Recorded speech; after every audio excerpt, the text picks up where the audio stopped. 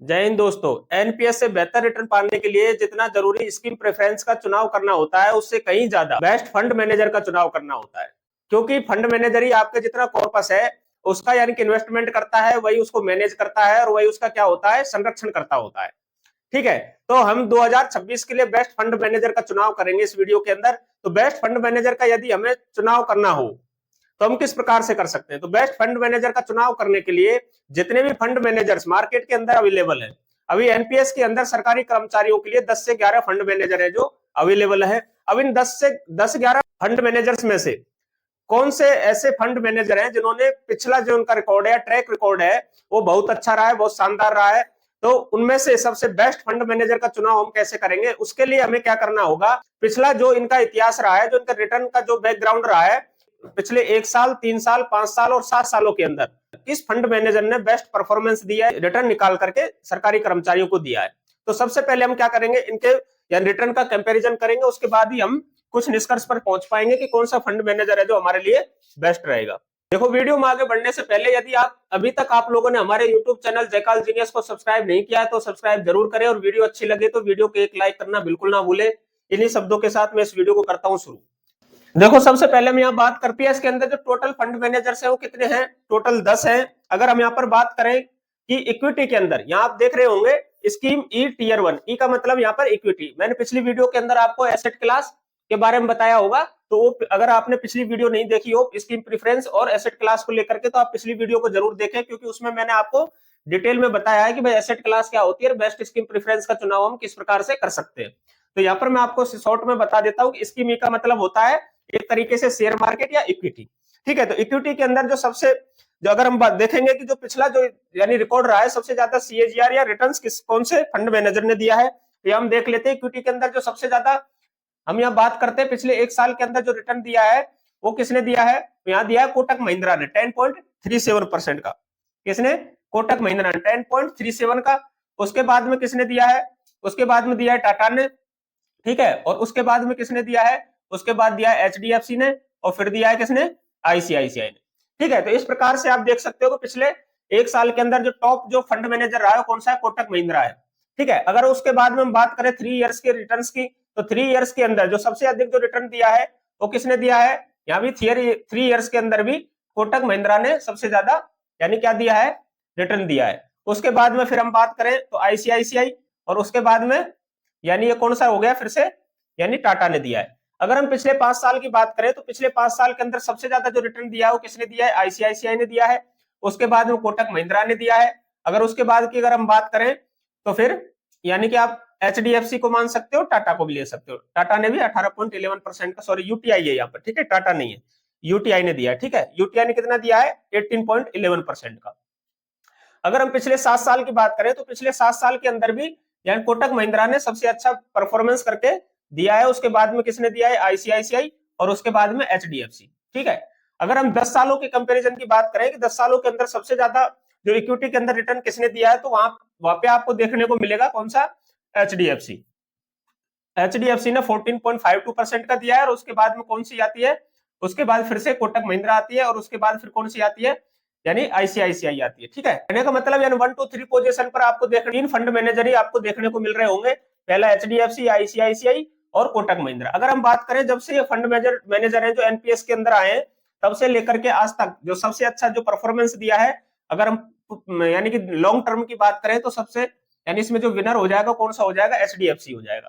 तो कहने का मतलब इक्विटी के अंदर अगर हमें कोई बेस्ट थ्री फंड मैनेजर छांटने हो तो हमें कौन कौन से फंड मैनेजरों का चुनाव करना होगा। तो आपको इस यानी स्लाइड के माध्यम से पता चला होगा कि जो पिछले 5 साल और 10 साल, 7 साल और 3 साल के अंदर जो टॉप परफॉर्मर रहा है वो रहा है कोटक महिंद्रा। कौन सा रहा है, कोटक महिंद्रा रहा है।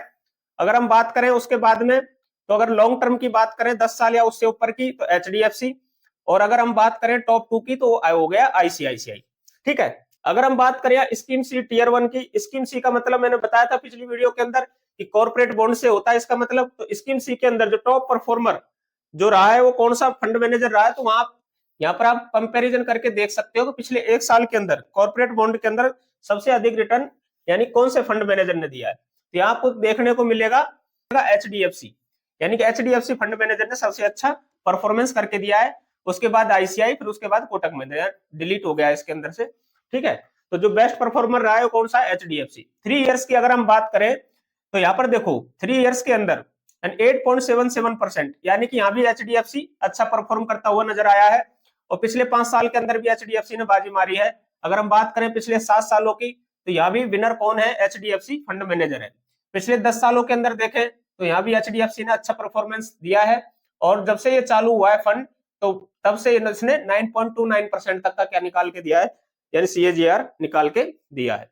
अगर मैं बात करूं तीसरे प्रकार के एसेट क्लास की, तो उसके अंदर आता है कौन सा, गवर्नमेंट बॉन्ड्स या गवर्नमेंट स्कीम्स।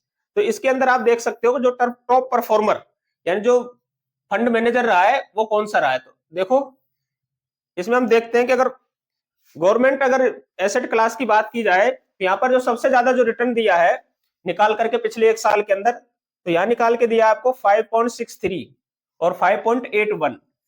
तो यहाँ आप देख सकते हो 5.63 यानी कि एसबीआई का है, उसके बाद में 5.52 ये किसका है, टाटा का है, और 5.81 किसका है, आदित्य बिरला का है।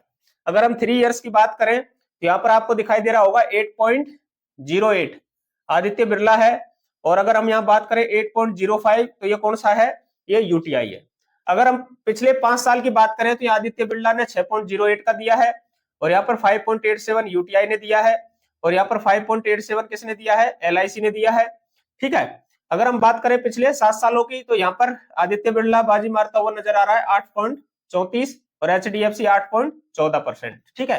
पिछले अगर 10 साल की बात करें तो आदित्य बिरला भी 10 साल इसको हुए नहीं है, तो यार टॉप परफॉर्मर अगर हम देखें तो 8.76 के साथ एसबीआई है जो बाजी मारता हुआ नजर आ रहा है, ठीक है। अगर ओवरऑल हम देखें तो सबसे ज्यादा जो रिटर्न दिया है इस क्लास के अंदर वो किसने दिया है, 9.47% के साथ एसबीआई ने दिया है, ठीक है। एसबीआई 9.47% का रिटर्न दिया है। अगर हम बात करें ओवरऑल, ठीक है, इससे पहले मैं एसेट क्लास अल्टरनेटिव और दिखा देता हूं, ठीक है। अगर अल्टरनेटिव क्लास की हम बात करें तो अल्टरनेटिव क्लास के अंदर जो टॉप परफॉर्मर रहा है पिछले 1 साल के अंदर वो कौन सा फंड मैनेजर है, तो यहाँ पे आपको देखने को मिल रहा होगा 26.60%, यानी यूटीआई ने, ठीक है।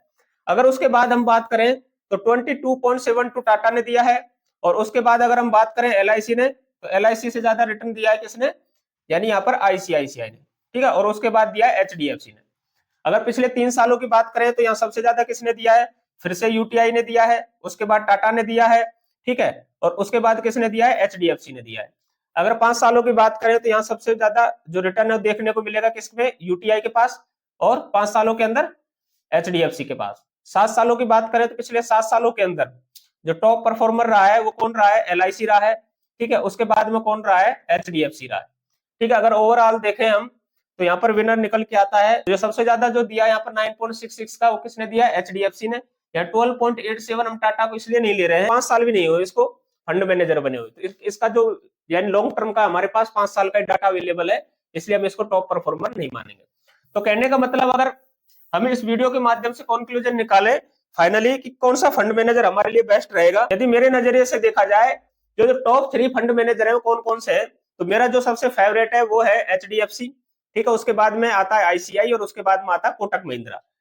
यदि आपको टॉप 3 पेंशन फंड मैनेजर अगर चुनना हो तो आप चुन सकते हो इनके अंदर एचडीएफसी, आईसीआईसीआई, कोटक महिंद्रा। और अगर आपको किसी नए फंड मैनेजर पर भरोसा हो तो नए फंड मैनेजर के अंदर टाटा पेंशन फंड मैनेजर ने भी बहुत अच्छा परफॉर्मेंस करके दिया है।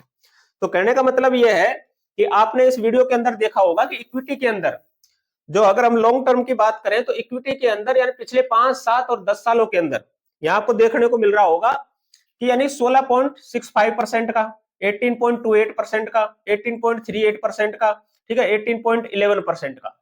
इधर वैसे ही 7 सालों के अंदर देखो 15-16% तक का रिटर्न देखने को मिल रहा है, ठीक है। और 10 सालों की बात करो तो 14% का यहाँ पर रिटर्न दिखाई दे रहा होगा। करें पिछले 5 और 7 सालों की तो आप यहाँ पर देखने को मिल रहा होगा कि 18% तक का रिटर्न है जो हम fund manager, best fund manager चुन करके हम प्राप्त कर सकते हैं। अगर हम बात करें देखो यहाँ पर, तो मैं आपको थोड़ा सा समझाना चाहूंगा कि देखो एक तो कोई फंड मैनेजर है वो पिछले 10 सालों के अंदर कितने का रिटर्न दे रहा है, यानी कि 12.99%, यानी कि 13% का, और ये फंड मैनेजर दे रहा है कितना, 14.5% का, यानी कि 1.5% का रिटर्न, यानी अगर हम देखें लॉन्ग टर्म में बहुत ज्यादा हो जाता है, ठीक है। 1.5% का बहुत ज्यादा होता है। अगर हम बात करें लॉन्ग टर्म इक्विटी के अंदर सबसे ज्यादा जो रिटर्न दिया है 15.11% का कौन है, एचडीएफसी बैंक है। वहीं हम बात करें 11.26% के साथ में यहाँ पे 11.26% का रिटर्न किसने दिया है, एसबीआई ने दिया है। तो कहने का मतलब यानी कि यहाँ पर लगभग 4% का रिटर्न का क्या हो गया है, अंतर हो गया है, डिफरेंस हो गया है। अगर हम बात करें लंबे समय में 4% का डिफरेंस बहुत ज्यादा हो जाएगा, लाखों रुपए में आपका इंटरेस्ट है जो क्या रिटर्न है जो क्या हो जाएगा, कम हो जाएगा। ठीक है, तो अगर हम यहाँ पर बात करें, मान लो कि किसी व्यक्ति ने यदि 100 रुपए एनपीएस के अंदर इन्वेस्ट किए हैं, तो एक तरफ अगर उसने एचडीएफसी फंड मैनेजर को चुना होता तो उसको मिलते 15 रुपए इंटरेस्ट के तौर पर ईयर, और एक तरफ आपको मिल रहे हैं कितना, 11 रुपए ही।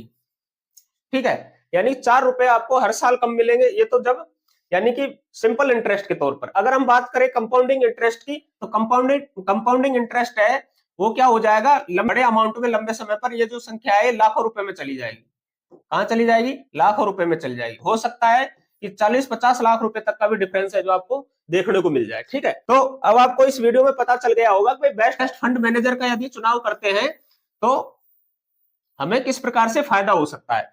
ठीक है, दूसरी बात ये हो रहा है कि जो फंड मैनेजर होता है वह संस्था होती है जो आपके फंड को, आपके कॉर्पस को मैनेज करती है, इन्वेस्टमेंट करती है और आपका यानी कि एक तरीके से आपके कॉर्पस को संरक्षण देती है। ठीक है, तो कहने का मतलब यह है कि जितना ज्यादा महत्वपूर्ण स्कीम प्रेफरेंस को चुनना है, उससे कहीं ज्यादा महत्वपूर्ण यह हो जाता है कि आपका जो फंड मैनेजर है वो किस प्रकार से परफॉर्मेंस दे रहा है। कहीं ऐसा तो नहीं है कि आपका फंड मैनेजर आपके पैसे को डुबो दे। तो आपको यानी कि फंड मैनेजर का चुनाव करना हो तो सोच समझकर और किसी फाइनेंशियल एक्सपर्ट से जानकारी हासिल कर, या फिर जो आपको लगता है कि पिछला जो प्रीवियस हिस्ट्री है इस फंड मैनेजर का अच्छा रहा है, तो ऐसे ही फंड मैनेजर का आपको चुनाव करना चाहिए। तो इस वीडियो के माध्यम से मैं आप लोगों से उम्मीद करता हूं कि बेस्ट फंड मैनेजर को लेकर किसी भी प्रकार की शंका आपके मन में नहीं रही होगी। इस छोटी सी वीडियो के माध्यम से मैंने एनपीएस के अंदर फंड मैनेजर की क्या अहमियत होती है उसके बारे में समझाने की पूरी कोशिश की है। यदि आपको वीडियो अच्छी लगी हो तो वीडियो को एक लाइक जरूर करें, और यदि अभी तक आप लोगों ने हमारे चैनल को सब्सक्राइब नहीं किया है तो चैनल को सब्सक्राइब करना बिल्कुल ना भूलें। इन्हीं शब्दों के साथ मैं इस वीडियो को करता हूं यही समाप्त। जय हिंद, जय भारत।